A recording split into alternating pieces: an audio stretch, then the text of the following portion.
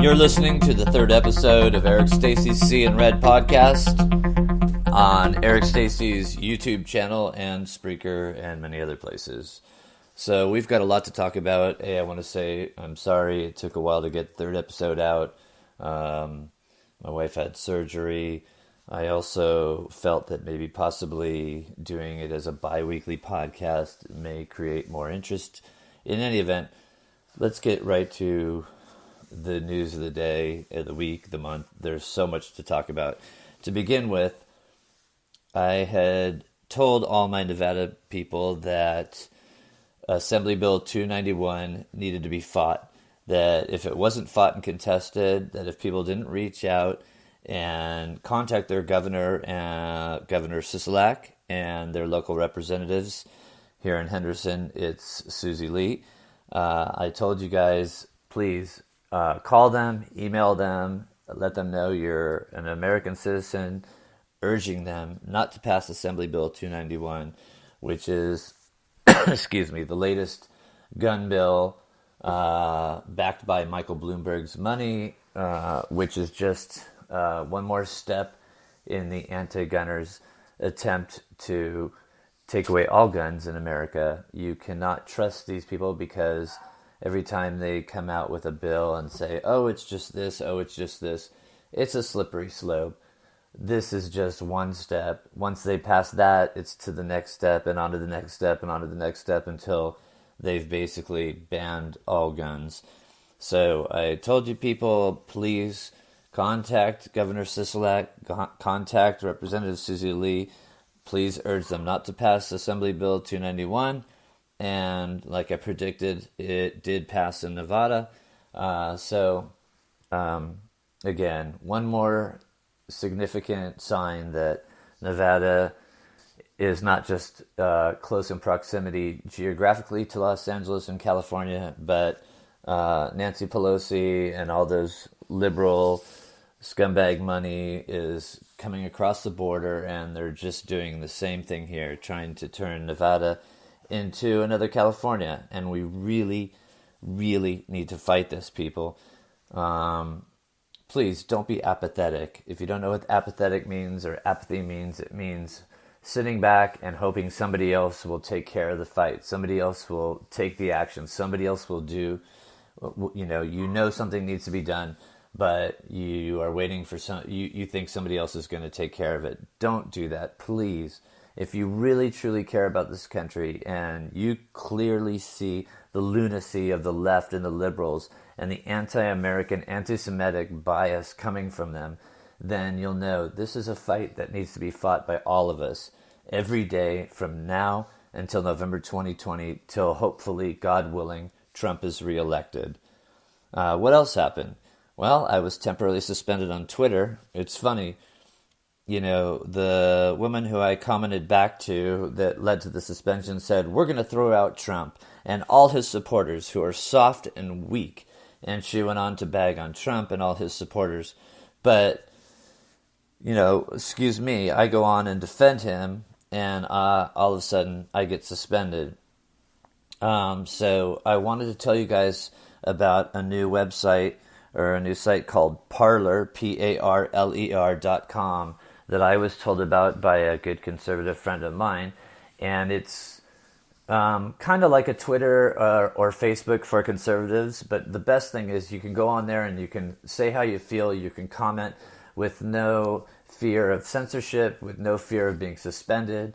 They provide news of the day, the stuff that CNN and MSNBC won't cover. They basically cater to the right-wing conservative party and the people still trying to save this great democracy. And so I think it's really important because if I was to be suspended tomorrow on Facebook, for instance, where I have over 3,500 people, how would I get the word out that the new episode 3 of the podcast is out? Well, I think we all need to start using Parler.com. I think we can trust that will be a good place for conservatives to meet and talk and get the news of the day And so I think it's very important. It's finally a great alternative to Twitter and Facebook. What else is going on? Well, something very important that happened last week. The Department of Homeland Security discovered over 500 illegal immigrants in the state of Texas that had immigrated here from the Congo in Africa, because word has gotten out that our borders are being overrun and that we don't have enough ICE and Customs and Border Patrol agents to do the job. And so word has gotten out to Central America, to South America, to Africa, to all nations. I'm sure a lot of it has been spread by George Soros' money and Barack Obama's efforts, and on and on and on. But in any event, words got out, and last week it was discovered that 500 illegal immigrants from the Congo were on the streets of Texas. They had basically been released onto the streets of Texas with no health check, no background check, nothing. They were just, they got over the border and they were released because our poor border agents are so overworked and overstressed that these people made it through the cracks. What's the biggest deal about that? Well, they came from the Congo, and right now, the Congo is in the middle of a huge Ebola virus breakout, right now, in 2019. So, here comes 500 illegal immigrants from the Congo, where there's a huge Ebola virus breakout, and they're now on the streets of Texas. I swear, if I didn't know better or know more, which I need to research, I would swear that somebody's trying to start huge epidemics. If you look in LA, all the homeless encampments across from City Hall and in other districts of downtown LA, we have typhus, typhoid fever. Apparently, it's been said bubonic plague. And now you look in Texas, where illegal immigrants from the Congo are coming in, where there's been an Ebola virus outbreak. How would I say? A less suspecting person might think that somebody is purposely trying to create outbreaks of serious viruses to blame the authorities and cause mass panic and mass unrest. So, again, you tell me, but I don't trust anything the left does at all. Again, something else I want to tell you guys, do not let the bill pass Senate giving amnesty to illegal aliens. It did pass the Senate. It did pass the House, and we had 7 Republicans across the aisle who I consider traitors to Trump and to America. And I want to tell you that it's extremely important that this bill does not pass the Senate. And I'm going to give you a list right now of senators who have in the past voted against the border wall, putting up the border wall, and have in the past not supported our party or our President Donald Trump. And I think it's very important that you reach out, take a spare moment, reach out in a phone call, in an email, and say, hey, I'm an American citizen, I'm a hardworking, tax-paying citizen, and I strongly urge my local representative to not let this bill pass the Senate.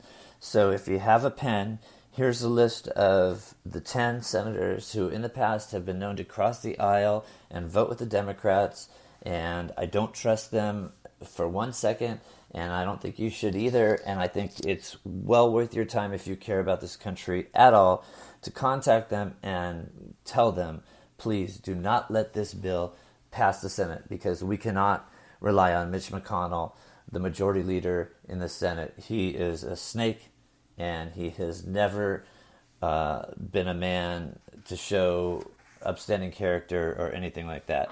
So if you have a pen, these are the senators we need to contact immediately on this bill. Rand Paul of Kentucky, Mike Lee of Utah, Susan Collins of Maine, Lisa Murkowski of Alaska, Lamar Alexander of Tennessee, Mitt Romney of Utah, Jerry Moran of Kansas, Pat Toomey of Pennsylvania, Rob Portman of Ohio, Roger Wicker of Mississippi, Marco Rubio of Florida, and Roy Blunt of Missouri. Please, contact these people. Again, Say I'm I'm a hardworking American citizen. I'm a taxpayer. I care, and I urge my local senator to not let this bill pass the Senate. Do not give amnesty to illegal aliens. And I could go on with a huge list of why illegal aliens are not good for America, but they drain the economy. They bring in disease. They contribute to child sex rings. On and on and on and on. Like I said, I have a 15-minute podcast. It would take too long to go on with all the reasons why it's a bad thing to let illegal immigrants have amnesty. But first of all, there's a right way to do this. The Constitution says there's a legal way to become an American citizen. Follow the rules. Don't cut to the front of the line. Don't screw people that have been working hard for a long time to become American citizens. It's wrong, okay? Also, if you haven't gone to my page, or go to see this petition that needs to be signed. If you haven't seen it at my page, you can also go to getinvolved.tpaction.com.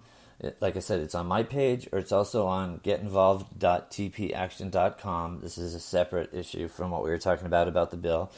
And sign the petition demanding a censure of Rashida Tlaib. She's one of those horrible congresswomen who got elected in this past November, who's anti-American, she's anti-Semitic, she's said disparaging remarks about Jews and the Holocaust. She really needs to be censured, and more than that, she needs to be kicked out of Congress.